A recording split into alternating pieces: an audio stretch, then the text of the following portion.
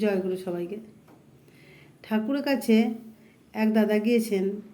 তিনি ঠাকুরকে বলছেন, ঠাকুর, আমি তোমার দীক্ষা নিয়েছি। আমাকে যখন দীক্ষা দেওয়া হয়েছিল তখন আমাকে বলেছিল, ঠাকুরের দীক্ষা নাও, তুমি সব পাবে, অর্থ মান যশ সব পাবে। ঠাকুর বলছেন, হ্যাঁ পাবি, কিন্তু এগুলো চাস না। সে যত ঠাকুর বলছেন যে এগুলো চাস না, অর্থমান যশ চাস না, হেত খেবা, অর্থমান যশ চেয়ে কী হবে, এসব নিয়ে কী করবি তুই?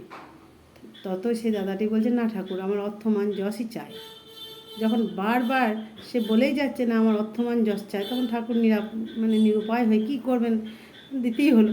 বলে, বেশ ঠিক আছে, তুই যখন চাইছিস তখন তাই হচ্ছে, কিন্তু আবারও বলছি তুই এগুলো চাস না, কী করবি অর্থমান যশ নিয়ে? যেমন আছিস ভালোই আছিস।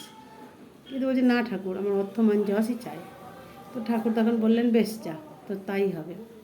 তখন সেই দাদাটি গেল, তার অর্থ মান যশ একদম প্রচুর ধন সম্পত্তি, গাড়ি বাড়ি প্রচুর কিছু হলো, কিন্তু জীবনে শান্তি পেল না। বিয়ে হলো, সংসার হলো, ছেলে মেয়ে সবই হলো, তো কিছুদিন বেশ সুখেই ছিল। তারপরে এই অর্থ মান যশের লোভ, এত লোভ, মানে সবাই সামাল দিতে পারে না।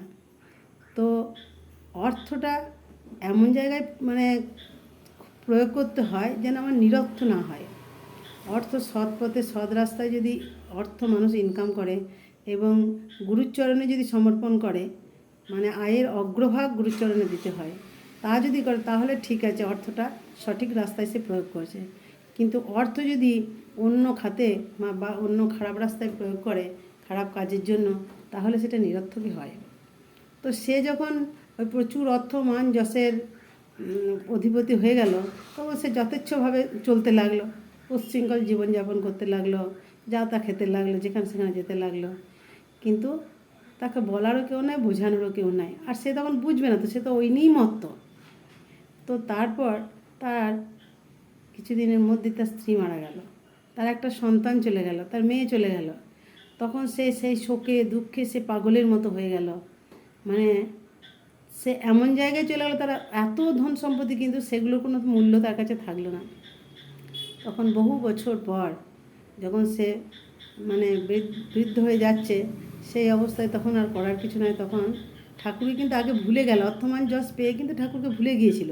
কিন্তু যখন সে সব হারিয়ে গেল, তখন কিন্তু ঠাকুরকে মনে পড়ে গেল যে ঠাকুর তো আমাকে বলেছিল অর্থমান যশ চাস না, তো আমি তো চেয়ে বিপদ ডেকে এনেছি, তাহলে আমি আরেকবার ঠাকুরের কাছে যাই। ঠাকুরের কাছে যখন গেল, তখন ঠাকুরও অনেক বৃদ্ধ। তখন গিয়ে বলছে, ঠাকুর আমাকে চিনতে পারছেন? ঠাকুর তখন বলছে, হ্যাঁ তুই অমুক না? হ্যাঁ ঠাকুর, আপনি তো বলেছিলেন অর্থ মান যশ চাস না, আমি ভুল করে অর্থ মান যশ চেয়েছিলাম, আর সেই অর্থ মান যশ পেয়ে আমার সর্বনাশ হয়ে গেছে, আমার সব হারিয়েছি, আজকে আমার আর কিচ্ছু নেই। তখন তার রুগ্ন শুকনো দেহ, খোঁচা খোঁচা দাড়ি, পাগলের মতো লাগছে।